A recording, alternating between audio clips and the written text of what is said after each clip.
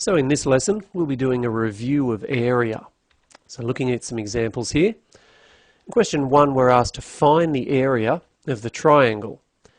Now the formula for our area of a triangle, that's a half BH, isn't it, or a half the base times the height. Now if we have a look at that diagram, we'll see we've got no dimensions. So let's see if we can get some measurements onto our diagram. Our B first of all, well that's the base of our triangle. So that length across the bottom there.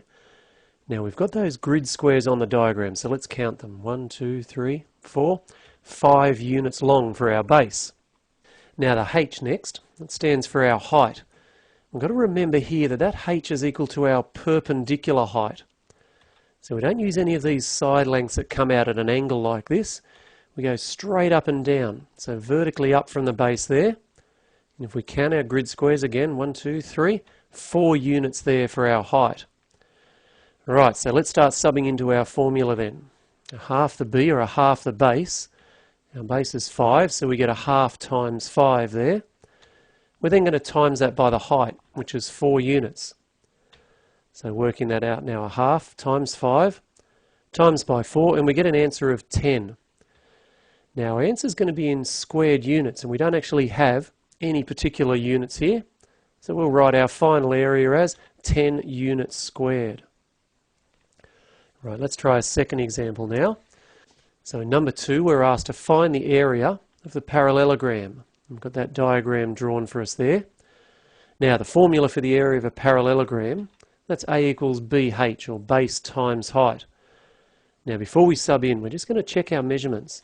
We've got 12 centimetres here, and 15 centimetres and 9 centimetres. Now that's great because all measurements are in the same units. They're all measured in centimetres. So we don't need to do any conversions. It also means that our answer is going to be in centimetres squared. Alright, let's sub in then. Our B, or our base first of all, that's that 9 centimetres there. Now we're going to times that by the height. Well, which measurement will we use for our height? The 15 centimetres or the 12 centimetres? Well, think just like in example 1, the H is the perpendicular height. So which one of those heights is perpendicular? It's our 12 here, isn't it? So we'll times that by 12. So our area then, 9 times 12, that's 108, isn't it? And the units will be centimetres squared. Let's try a third example now. We're told that a rectangle has length 8.2 centimetres and breadth 6.7 centimetres. And we're asked to find the area. Now there's no diagram drawn for us here, and you can probably do this one without it, but it's often good to draw a diagram just so you can see what we're working with. So let's go here. We've got a rectangle. We'll draw a basic rectangle there.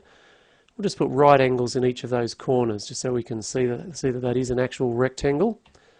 Now let's label some measurements. Our length is 8.2 centimetres, and then our breadth, that's 6.7 centimetres. Alright, so the area of a rectangle, very similar to the parallelogram before, its area equals length times breadth, or LB. So if we sub in now our length, that's our 8.2 centimetres, and our breadth there is 6.7. So timesing 8.2 by 6.7, we get 54.94 centimetres squared for our area. Let's try one more example now. Here we're told that a square has an area of 20 centimetres squared, and we're asked what's the length of each side. Alright, we might draw ourselves a diagram again to begin with. So there's a square there. Now what do we know that's special about squares? That's right, all sides are equal, aren't they? So let's put a little dash there on each of our 4 sides, and we'll label one of those sides with a letter S, just to stand for side length. Now we're also told that the area of that square is 20 centimetres squared. So we'll put that inside our square like that. Now the formula for the area of a square. Well, we can use our length times breadth like we did for the rectangle, or we can just write it as A equals S squared. So subbing in then our A, we know that's 20 centimetres squared, and that'll be equal to our S squared there. So looking at that, 20 equals S squared. How can we get rid of the squared or get the S by itself?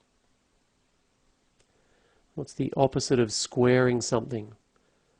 That's right, it's taking the square root, isn't it? So let's get the square root of 20, and that'll mean that s is equal to 4.47, and those decimals keep on going on there. Well, looking at that, that's a bit too accurate for us, so we might round that off. We'll round it off to 1 decimal place here. So looking at that, we've got a 7 coming straight after our 1 decimal place. So if that number's 5 or bigger, how are we going to round it? That's right, we'll round up, won't we? So therefore s is equal to 4.5 centimetres. And that's rounded to 1 decimal place.